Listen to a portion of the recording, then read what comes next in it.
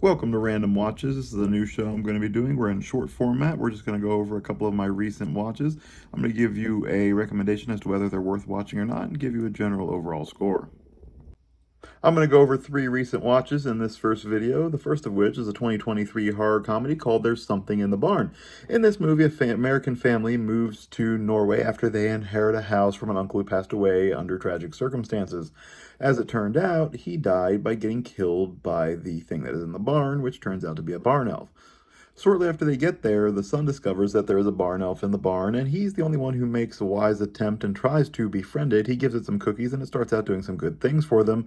This quickly turns bad, though, as the barn elf only has three rules that he learns. It doesn't like bright lights, it doesn't like loud noises, and it doesn't like the barn it's in to be changed. And in quick order, they break all these rules. He has one chance to then fix this by giving it a Christmas Eve bowl of porridge, and they mess this up. The father eats it. He tries to give it some lutefisk instead, and it goes down. The elf becomes murderous, tries to come after them. They fight it, and then it calls in its friends, back up several other elves. And so the family is then doing battle with a mini army of barn elves in Norway, and multiple people get killed who attempt to help.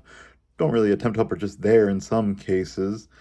So they go, and then eventually, because of his early attempts at befriending the barn elf, they get the original elf to actually help them try to survive the horde, and they eventually end up burning down the barn. It stops the army of barn elves, but it does leave their barn elf without a home, so they find him a home at a museum of barn elves in town, where the son had learned the information about it. This was a generally okay movie. It was funny. It was very ridiculous. It's not a serious movie. If you're looking for anything serious, you're in the wrong spot. It was one that was just for fun. It was funny. It was a good watch. I would recommend it just for a fun horror comedy watch if you're into that genre. And I would give it a solid 7 out of 10 just for the fun and the ridiculousness that it gives. The second movie I'd like to discuss is a 2018 comedy starring Kevin Hart called Night School. In this movie, Kevin Hart is a student who had some learning disabilities, and so he ends up quitting high school in frustration and goes out deeming that he's going to be successful on his own. He gets a decent job, but ends up trying to live well above his means to prove his level of success. And eventually he loses this job and realizes to find another one, he's going to need to go back and get his GED. So he returns back to his high school and ends up having to enroll in night school classes.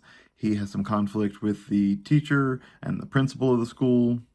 He tries to cheat the system with the other students and steal the results to a test, gets caught, causes trouble with his personal relationship.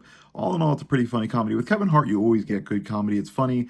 The story for the movie overall isn't all that interesting. He ends up failing the GED test multiple times, but eventually gets it at the end and does end up with your happy ending. But overall, this movie wasn't the most interesting of his comedies out there. It didn't hold my attention all that well. It was okay. It was I would recommend it as a one-time watch. It was worth giving it a watch, getting a few laughs out of it. But overall for this movie, I scored it about a 6.5 out of 10.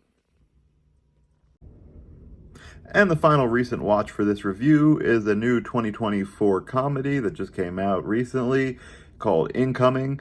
This movie is your standard coming-of-age teen comedy. It's about a group of high school freshman friends coming in, and they are invited to their first party. Two of them get kicked out before they even get to the party. One makes it in, and it just has a lot of your typical teen comedy jokes. You have students trying to form their first relationships. The main character is after a girl who's only a year older than him. She's a sophomore, a friend of his sister. So it has a lot of your typical cliche things that these movies tend to have, only it doesn't do them very well. This movie wasn't that well done, wasn't that interesting, wasn't that funny.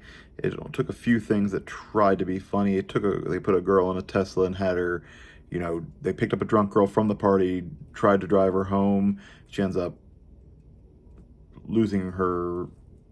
Uh, there's no better way to say it. She ends up pooping all over the back seat, and they end up having to clean her up and try to help her, and then they end up becoming friends with her by the end of the movie after this embarrassing experience. There's a teacher who thinks he's cool and wants to come to the party. All the students like him, so he comes into the party, parties with the students, ends up losing his job by the end. Overall, like I said, this movie does a lot of things that other teen type movies like this have tried to do and done better. This movie just didn't deliver that well. It wasn't that interesting. This is the only movie that I would say really isn't that interesting of a watch from the three that I've mentioned so far. This one I would score it about a 4 out of 10. Thanks for watching. Let me know your thoughts on these three movies below in the comments section, and please keep your eye out for more random watches coming soon.